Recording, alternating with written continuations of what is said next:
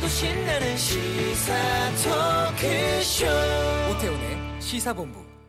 네, 오태훈의 시사본부 수요일 2부 시작하겠습니다. 여러분들께서 문자 보내주고 계시는데요. 7284 뒷번호 쓰시는 분께서 화이팅, 새해 복 많이 받으세요. 계속 청취하고 있습니다. 라고 보내주셨고요. 박호범님, 제 생각을 좀 적어보려고 하는데 막상 글쓰기가 어렵네요. 라고 의견 주셨습니다. 방송 들으시면서 느끼신 점 또 함께 하고 싶은 의견 편하게 보내주시면 저희가 최대한 잘 반영토록 하겠습니다. 7660님, 시사본부 잘 듣고 있습니다. 이 시간에 집에서 듣는 라디오 오랜만인 것 같습니다. 라고 의견 주셨는데요. 방학 중이신 것 같기도 하고. 휴대전화 문자 샵 9730, 짧은 문자 50원, 긴 문자 100원이고 콩은 무료입니다. 여러분들의 많은 참여 보내주시길 부탁드리겠습니다. 수요일 2부에는 전문성과 현장성 살아있는 고품격 하이 퀄리티 범죄 수사 토크를 지향하는 시간이 있습니다. 아는 경찰, 2019년 새해 첫 시간인데요. 자, 희망찬 새해 벽두부터 사건 사고가 잇따르고 있습니다. 김복준 한국범죄연구소 연구위원, 전 서울경찰청 범죄심리분석관이신 배상원 프로파일러와 함께합니다. 두 분 어서 오십시오. 네, 안녕하세요. 예. 서울병원에서 환자가 휘두른 흉기에 의사가 숨졌습니다. 진료 중에 환자가 휘두른 흉기에 목숨을 잃은 의사는 강북 삼성병원 정신건강의학과의 임세원 교수였습니다. 경찰이 살인 혐의로 구속영장 신청했고 피의자가 조울증 환자로 밝혀지면서 여러 가지 논란이 일고 있는데요. 의료계는 물론이고 일반 국민 모두가 지금 충격에 빠진 상황입니다. 먼저 어떤 상황이었는지 좀 정리를 좀 부탁드리겠습니다. 예, 31일이죠. 네. 31일 오후 시간대 병원 아마 그 진료 시간이 거의 끝나가는 시간대였던 것 같습니다. 네. 서울 강북 그 삼성병원 정신건강의학과 임세원 교수님이십니다. 네. 뭐 좀 이따 임세원 교수님에 대해서 얘기가 있겠지만요. 그 교수님이 진료를 하고 있는데 원래 그 예약 시스템으로 이루어진다고 합니다. 그 진료 자체가. 네. 근데 이번에 이제 이 범행을 한 박모 씨는 30대인데요. 이 사람은 예전에 이제 임 교수님한테 진료를 받았고 아마 병원에 입원한 치료도 한 적이 있었던 사람이라고 합니다. 그런데 예. 그날 무슨 일인지 모르지만 예약도 없이 거의 끝나가는 시간대 갑자기 나타난 거예요. 예. 그래서 진료실에 들어가자마자 본인이 문을 잠갔다고 합니다. 네. 진료실 문을 잠그고 안에서 품에 소지하고 있던 그 흉기를 이제 아마 휘두른 것 같습니다. 그래서 임 교수님이 나름대로 이제 그 현장에서는 피해서 나왔는데 나와가지고도 이분이 시간을 좀 끌 수밖에 없었던 이유가 밖에 있던 다른 환자 혹은 또 그 주변에 있는 간호사들을 먼저 대피시키는 게 급했던 것 같아요. 아, 예. 그 과정에서 적극적으로 본인이 도주하는 게 좀 부족했고요. 급기야 이제 넘어진 그 임 교수를 이 가해자가 그 급소 부위를 여러 차례 공격해서 급기야 사망에 이르게 했던 아주 안타까운 그런 사건입니다. 이게 네. 이제 살신성인 게 이분은 그 진료실 안에는 이제 대피하는 공간이 있었다고 합니다. 보통 네. 그런 공간이 다른 데는 없지만은 이 과의 특성상 그러니까 이제 진료실 연구실 같은 데 있으면 안에 있던 뭐 어떤 옷장이라든 이런 부분이 있지 않습니까? 안에 예. 잠궜으면은 본인은 화를 피할 수 있었는데 문제는 거기 있었으면은 이 사람이 칼을 들고 바깥에 있는 간호사를 위해할까 봐 이분이 그걸 감지하고 바깥에 나가서 위험함에도 불구하고 그걸 알리는 과정에서 이제 공격의 대상이 돼서 이게 좀 피해를 받으신 좀 안타까운 상황입니다. 네. 예약 없이 불속 이미 또 그 전에 흉기를 소지하고 병원을 찾은 거 아니에요? 그렇습니다. 미리 사전에 준비를 해가지고 왔기 때문에 예. 뭐 정신 상태가 그 당시에 어떠했는지 여부는 변론으로 하더라도 네. 적어도 계획적으로 흉기를 소지하고 임 교수를 찾아간 것만은 그 명백합니다. 예. 그 피의자가 잡혔잖아요. 예. 흉기로 의사를 공격한 건 인정을 하겠다라고 이제 밝히고 뉴스로 나오고 있는데 왜 그랬는지에 대한 동기에 대해서는 지금 얘기가 좀 오락가락한다고 하는 것 같은데. 그러니까 이제 이 사람이 치료를 받던 중, 그러니까 아마 1년 동안 약도 안 먹고 다른 관리가 안 된 상태이기 때문에 굉장히 악화됐을 가능성이 높고요. 네. 그렇게 됐다면 그 상황이 그러니까 물론 1년 전에는 이분이 조울증이라고 이제 양극성 장애를 가지고 있다고 하는데 네. 기분 부전이죠. 갑자기 조증이었다가 우울증 넘어가는 형태가 되는데 지금 어떤 형태인지 모르는 겁니다. 어떤 형태로 악화됐는지 모르는 거고 예. 이 정도로 그 큰 흉기를 가지고 공격을 하고 이 정도로 왔다고 하면은 자기가 자기의 어떤 통제력을 상실한 사람이 아닐까. 그렇지만 이것은 심리학하고는 다른 부분인데 그러니까 그것을 자기가 직접적으로 동기에 대한 얘기를 하기가 어려운 상태가 아닐까. 지금은 조심스럽게 추측을 해봅니다. 네. 이 피의자가 정신과 진료를 받던 환자잖아요. 예. 이거 심신미약 주장할 가능성은 없는 거예요? 어떻게 보세요? 이거는 뭐 틀림없이 심신미약을 주장할 겁니다. 일단은 뭐 죄명 자체가 뭐 형법상 가장 중요한 살인죄를 저질렀고요. 예. 결국은 이제 아마 뭐 오늘 구속영장 실질 심사가 있는 것 같은데 영장이 발부될 걸로 보입니다만은. 영장이 발부되면 아무래도 어떤 살인죄 처벌에서 좀 경감받기 위해서 분명히 뭐 진료받은 기록도 사실상 있지 않겠습니까? 그렇겠죠. 그러니까 심신미약을 주장을 할 겁니다.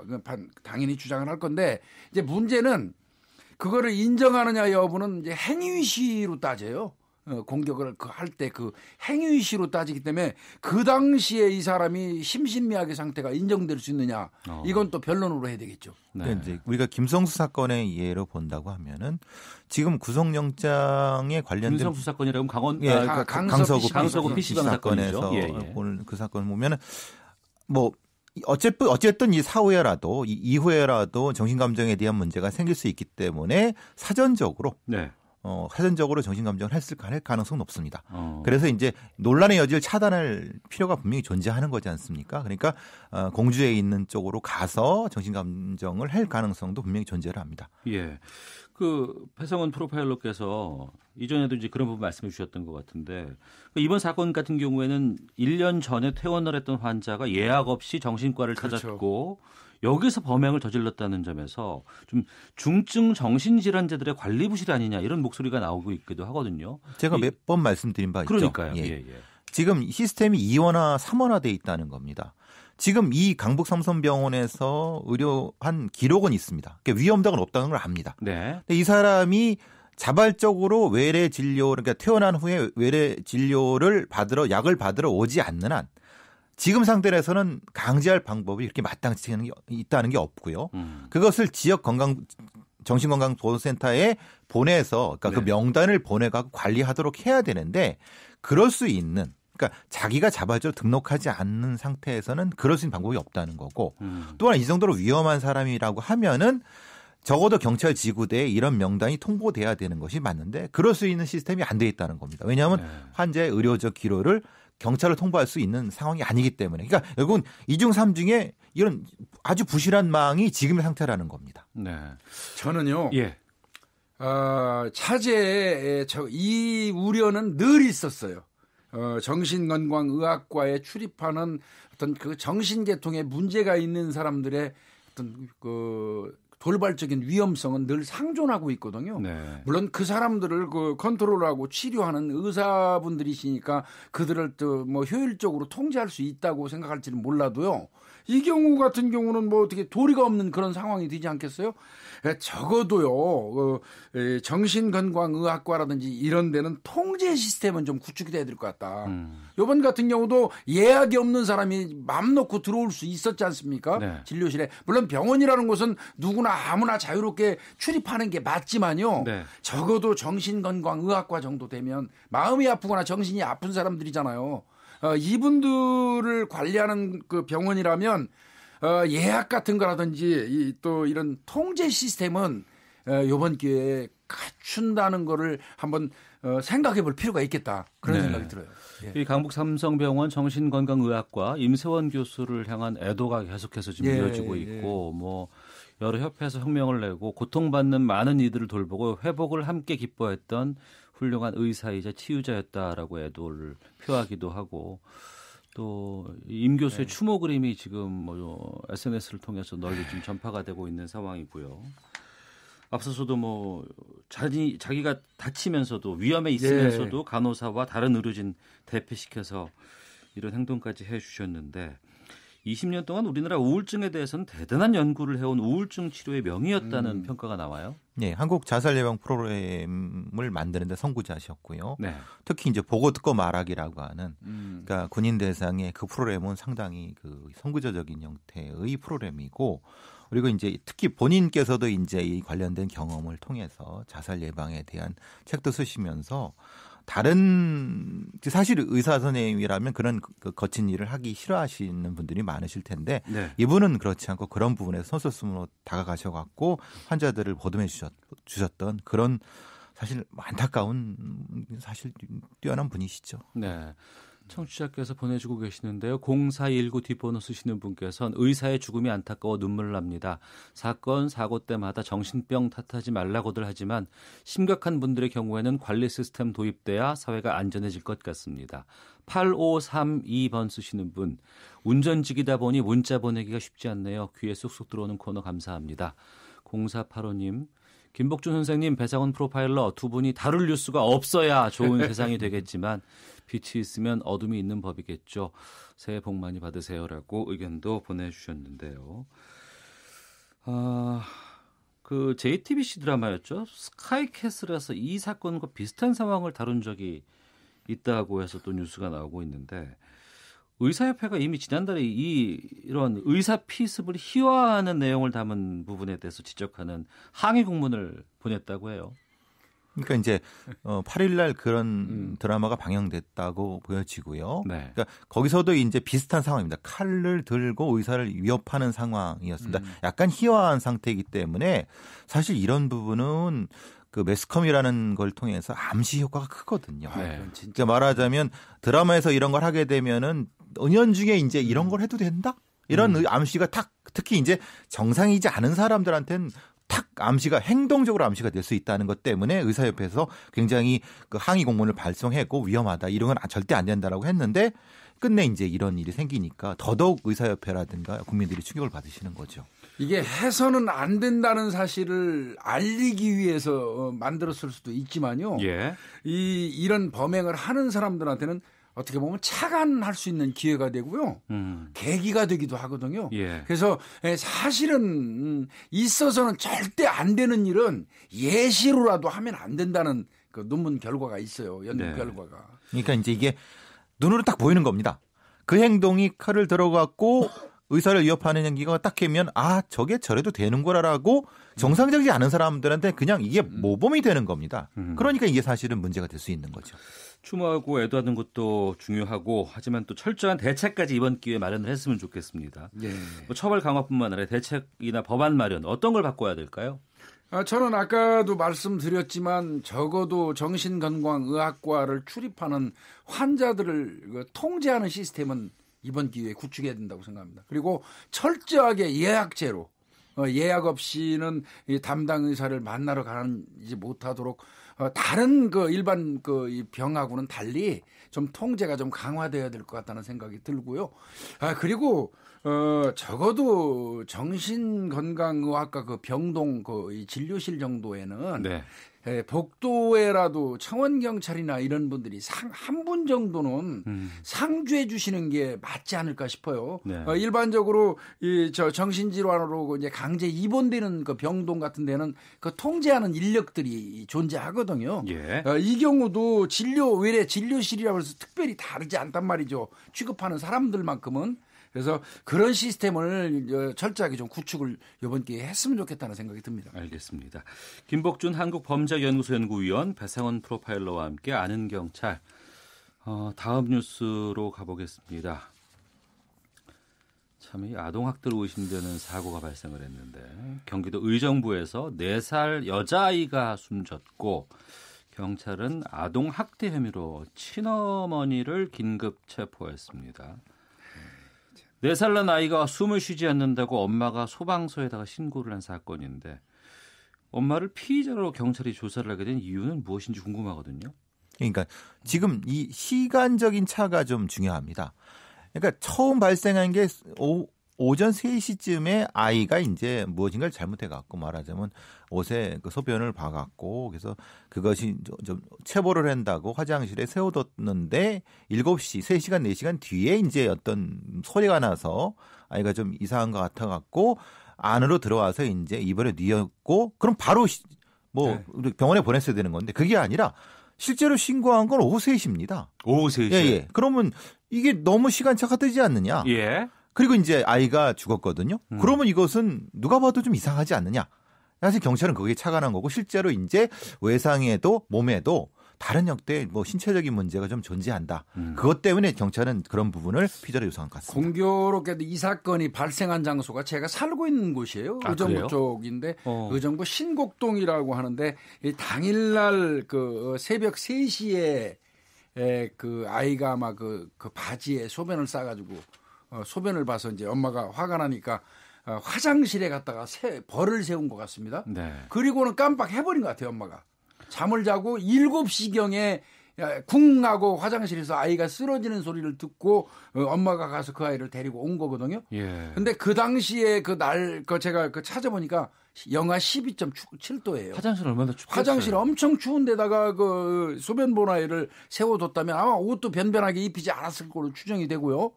그러면 아이가 꽁꽁 얼은 상태에 쓰러졌다 하면 아이를 그 보살피고 저 예우를 봤어야 되는데 이 엄마는 가만히 보니까 그냥 7시경에 그 쓰러진 아이를 데리고 와서 이불을 덮어놓고 그냥 방기한 것 같습니다. 아이고. 그러다 보니까 오후 한 3시가 거의 되니까 아이 상태가 이상하고 그러니까 그때서 이제 뒤늦게 119에 신고를 했던 것 같은데 제가 판단할 때는 아이는 그 훨씬 전에 사망했을 수도 있어요. 그런데 이제 그 엄마가 아이가 셋이라고 합니다. 물론 뭐 이제 각각 다른 남편의 사이에서 난 아이들이라고 해요. 그래서 경제적으로 남편하고 살고 있지 않으니까 굉장히 그 궁핍한 생활을 했기 때문에 한편으로는 아이가 뭐 귀찮거나 짐이 된다는 인식이 있었을 개연성도 있어요. 그 부분도 경찰이 반드시 조사해야 될 것 같습니다. 지금 명확한 부분은 교수님이 말씀하신 부분은 그 본인의 주장이에요. 예. 그러니까 저는 두 가지 가능성을 다 보거든요. 첫 번째 지금 교수님 말씀하신 부분이 맞을 수도 있고 네. 아니면 다른 형태의 학대가 있었을 수도 있습니다. 다른 형태? 예를 들면 실제로는 그 아이를 벌세거나 그러다가 다른 형태의 신체적 학대를 했는데 그걸 감추기 위해서 진술을 안 했을 수도 있는 겁니다. 이건 여러 가지로 다 수사가 진행되는 건데 지금 저 진술만 놓고 보면 저체온사일 가능성이 있습니다. 왜냐하면 그러니까 우리가 추운 데 가게 되면 몸이 자체로 발열을 하게 됩니다. 예. 그러니까 스스로. 그래갖고 그것에 이제 그 자체가 되게 되면은 열 때문에 이제 다시 한번 병원에 데려가야 되는데 네. 그대로 이불을 덮어놓으면 어린아이 같은 경우는 통제력을 상실하기 때문에 자체 열 때문에 사망하는 경우도 있을 수 있습니다. 그러니까 그런 경우도 가능한데 혹시라도 다른 형태의 신체적 학대가 있을 수 있다는 걸 전제하면서 수사를 해야 되는 거죠. 두 가지 가능성 다 있습니다. 그러니까 배 교수님 말씀은 7시에 발견해서 데려다가 이불에 뉘었다는 거 말고 그 이후에도 엄마의 어떤 행위가 있었을 개연성도 조사해야 된다는 그렇죠. 그렇게 되는 거죠. 이게 부검하면 이 아동 학대 여부라든가 이런 것들이 좀 정확하게 나올 수 있을까요? 예, 일단은 부검을 하게 되면 적어도 그동안 지속적인 폭행으로 인해서 이 몸에 뭐 멍이라든지 뭐 이런 거를 이제 구분할 수 있으니까요. 정밀 부검하면은 아마 다른 건 드러나고 그런데 제가 생각할 때는 무엇보다도요. 이게 일회성으로 아마 요번에 처음 발생한 게 아닐 겁니다. 네. 상습적인 학대일 개연성이 많으니까 그걸 본 사람은 아이들 지금 사망한 아이보다는 더 큰 그 두 사람이 더 있다고 그래요. 아이들이. 예. 그들을 상대로 경찰이 잘 조사를 하면 그동안에 또 그들마저도 또 학대의 피해자일 수도 있고요. 그들로부터 진술을 잘 들으면 효율적으로 경찰이 수사할 수 있을 겁니다. 그럼 이런 상황이 와서 엄마가 아빠와도 같이 살고 있지도 않고 또 아이들 둘은 지금 비슷한 경우를 당했을 우려도 있잖아요. 그럼요. 그러면 엄마가 지금 현재 뭐 여러 가지 구속 수사가 된다거나 이럴 경우에 아이들 이거 어떻게 해야 될까요? 일단은 친부하고 연락이 가능하다면 친부하고 연락을 해서 타진을 할 거예요. 뭐 그렇지 않으면 친부의 어머니 아버지까지도 이제 계산해 볼 텐데 만약에 가족에서 인수할 곳이 없다 그러면 이제 국가에서 관리를 해주도록 돼 있습니다. 지역 아동센터가 있습니다. 지역 아동센터에서 관련된 부분과 협의를 하는 부분인데 우리나라의 시스템에서는 지역아동센터에서 이렇게 응급으로 돌볼 수 있는 시스템이 아직 매우 부족합니다. 그리고 이제 조금 다른 부분이지만 이 두 아이의 나이에 따라서 진술이 바뀔 수 있습니다. 10살 좀 지난 아이 같은 경우는 어머니를 보호할 수 있습니다. 네. 자기가 학대를 당했다 하더라도 왜냐하면 상황을 파악할 수 있기 때문에 네. 조금 더 나이가 어린 낯선 아이가 곳으로 내가 보내줄 수 있겠다는 우려 때문에 충분한 상황 파악이 되기 때문에 그러니까 그 부분에 대한 어떤 심리 치료를 병행하면서 진술을 듣는 그렇죠. 시스템이 작동돼야 됩니다. 네. 9166번께서 왜 우리 세상이 이토록 잔인한 상황까지 왔을까요? 그 어린아이가 얼마나 무서워 떨었을까요?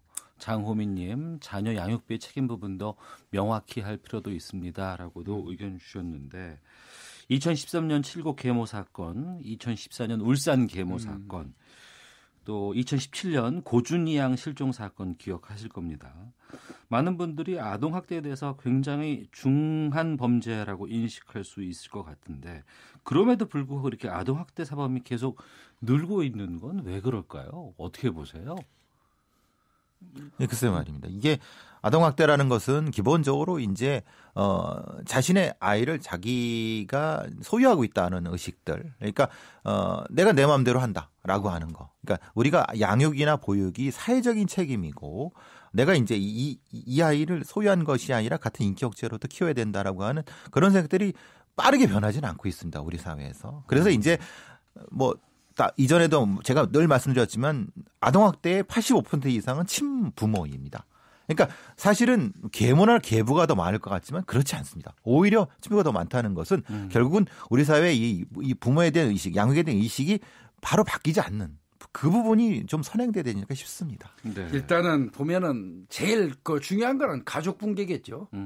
결국은 가족 붕괴로 인해서 이제 홀로 남은 쪽에서 아이를 이제 양육하는 과정에서 자연스럽게 따라오는 게 이제 경제적인 궁핍이고요. 네. 그런 부분이 좀 따르는 것 같고 외국 같은 경우는요. 그래서 각각의 이 재혼 가정 같은 경우요. 각각의 아이들이 딸린 두 사람이 결혼을 하게 되면 필수적으로 교육을 이수하도록 돼 있어요.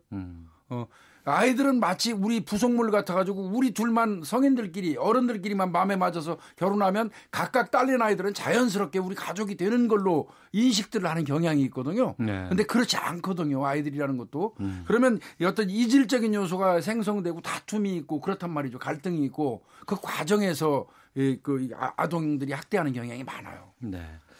김태자님의 의견 주셨습니다. 부모라는 명목 아래 자신보다 약하고 어린아이를 하나의 인격체로 보지 않고 소유물로 생각하는 게 문제라고 생각되네요. 라고 의견 주셨습니다. 자, 오태훈의 시사본부 한국범죄연구소 김복준 연구위원 배상훈 프로파일러와 함께 아는 경찰 마치도록 하겠습니다. 두 분 말씀 고맙습니다. 예, 감사합니다. 고맙습니다.